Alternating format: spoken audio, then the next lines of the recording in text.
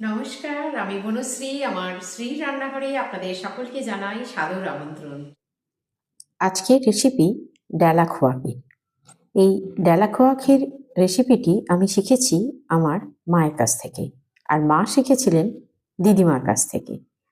কিন্তু দিদিমা কার কাছ থেকে শিখেছিলেন সেটা আজ আমার আর জানা নেই।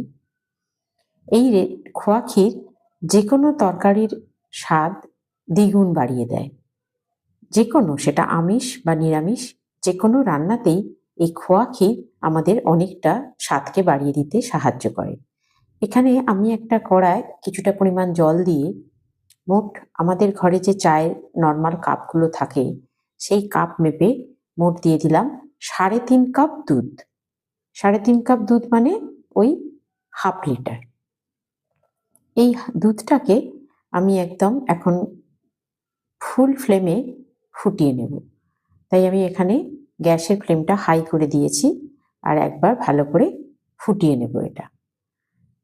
দুধটা আমার একবার ফুটে গেছে। এইবারে আমি গ্যাসটাকে কমিয়ে দেব, একদমই মিডিয়াম করে দেবো। কারণ এই কারণে করে দেবো, দুধটা যদি আমি হাই ফ্লেমে জাল দিই তাতে খোয়া ক্ষীর যতটা দ্রুত হয়, তার থেকে যদি লো ফ্লেমে একটু সময় নিয়ে দুধটাকে জাল দেওয়া হয় তাহলে কিন্তু খোয়া ক্ষীরের স্বাদটা অনেক বেশি ভালো হয়। তাই আমি গ্যাসটাকে একদম লো করে সমানে এটাকে একটু নেড়ে চেড়ে গরমের মতো করে নেব। এখন এখানে আমি দিয়ে দেব 1 চামচ ঘি। ঘি দিলে কিন্তু ফ্লেভারটা যেমন ভালো আসে, তেমনি তার সঙ্গে এর সংরক্ষণ প্রক্রিয়াটাও খুব ভালোভাবে কাজ করে। যেমন দেখবেন, যদি রুটি আমরা পরের দিনে থাকে খারাপ হয়ে যায়, কিন্তু লুচি বা পরোটা যেগুলো ঘি বা তেলে ভাজা সেগুলো কিন্তু অত সহজে খারাপ হয়ে যায় না। এই জন্য যখন আমরা ট্রাভেল করি আমরা কিন্তু তখন ট্রেনে যাওয়ার সময় লুচি পরোটা সঙ্গে নিয়ে যাই। এখন আমি এর মধ্যে দিয়ে দিলাম 150 গ্রাম আমুল দুধ। মানে আমি আমুল দুধ বললাম, কিন্তু আপনি গুঁড়ো দুধ নিতে পারেন যে কোনো ব্র্যান্ডের। আমি এখানে আমুল দুধই ইউজ করেছি। এখন এই পর্যায়ে খুব সাবধানে থাকতে হবে এবং সমানে নাড়াতে হবে। 1 সেকেন্ডও এখানে নাড়া থামানো যাবে না। কারণ এখানে নাড়া থামিয়ে দিলে গুঁড়ো দুধে লাম্পস এসে যেতে পারে। তাহলে কিন্তু খোয়া ক্ষীরটা আর ভালো হবে না। তাই এখানে আপনাকে সমানে নেড়ে যেতে হবে। আর সেই সঙ্গে এটা, যে আমি ননস্টিক প্যান নিয়ে করছি, কিন্তু যারা নর্মাল যে কড়াগুলো আমাদের পুরোনো দিনের আছে যদি সেগুলো ইউজ করেন তাহলে কিন্তু আপনাদের আরো বেশি সাবধান থাকতে হবে, কারণ ভীষণভাবে তলায় ধরে যাওয়ার আশঙ্কা থাকে। এমনি দেখছেন আমার কড়াতেই চারপাশে একটু লেগে লেগে যাচ্ছে, কিন্তু ওগুলো এমনি আমি সহজেই তুলে নিতে পারবো। কিন্তু যাদের ননস্টিক প্যান ছাড়া এমনি কড়া ব্যবহার করবেন তাদের ক্ষেত্রে কিন্তু এটা তোলা আর সহজ হবে না। তাই আপনারা যদি এমনি জেনারেল কড়াই করে থাকেন তাহলে খুব সাবধান থাকবেন, একটু চেপে চেপে তলা থেকে এগুলো চেঁচে চেঁচে তুলে নেবেন, না হলে কিন্তু পরে আর ছাড়াতে পারবেন না। এবং তাতে ক্ষীরের টেক্সচারটা খারাপ হয়ে যাবে, কারণ মূল সত্ত্বটা কিন্তু কড়ার গায়ে লেগে যাচ্ছে। এখানে ভালো করে নেড়ে নেড়ে আমি এর দুধের লাম্পস আসার সব প্রক্রিয়াটাকে শেষ করে দিয়েছি। আর সাধারণত আশা করি লাম্পস হবে না, সম্পূর্ণ আমুল দুধটা এর মধ্যে গুলে গেছে। এবারে আমি নেড়ে নেড়ে এটার পরিমাণটা বেশ একটু কমিয়ে নেব।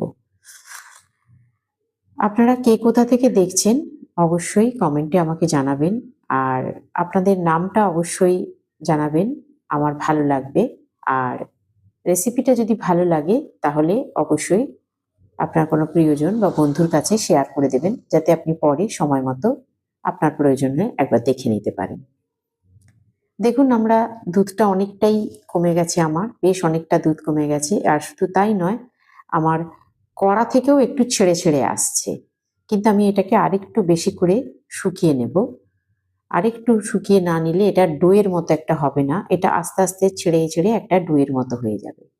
এই খোয়া ক্ষীর এমন একটা জিনিস, এটা আমাদের নিরামিষ বা আমিষ সব রান্নাতেই লাগে। আর এখানে আমি কোনো রকম চিনির ব্যবহার করলাম না, অর্থাৎ এটাকে এক কথায় বলে যেতে পারে ফিকা খোয়া ক্ষীর। মানে এতে কিন্তু মিষ্টি ভাবটা থাকবে না। ওই দুধের যে মিষ্টি, আমুল দুধের যে মিষ্টি ওটাই থাকবে। চিনিয়ে দেয় অনেকে, কিন্তু আমি চিনি দিইনি, তাই এটাকে বলা যেতে পারে ফিকা খোয়া ক্ষীর। আমি এটাকে বেশ একটু ভাজা ভাজা মতো করে নেব, কারণ এটা আমি ডালা খোয়া ক্ষীর তৈরি করছি, তাই এর মধ্যে কোনো রকম রস রাখবো না। এটাকে একদম ভাজা ভাজা মতো করে একটা, দেখবেন কালারটাও চেঞ্জ হয়ে গেছে, বেশ একটু গোল্ডেন গোল্ডেন কালার হয়ে যাবে।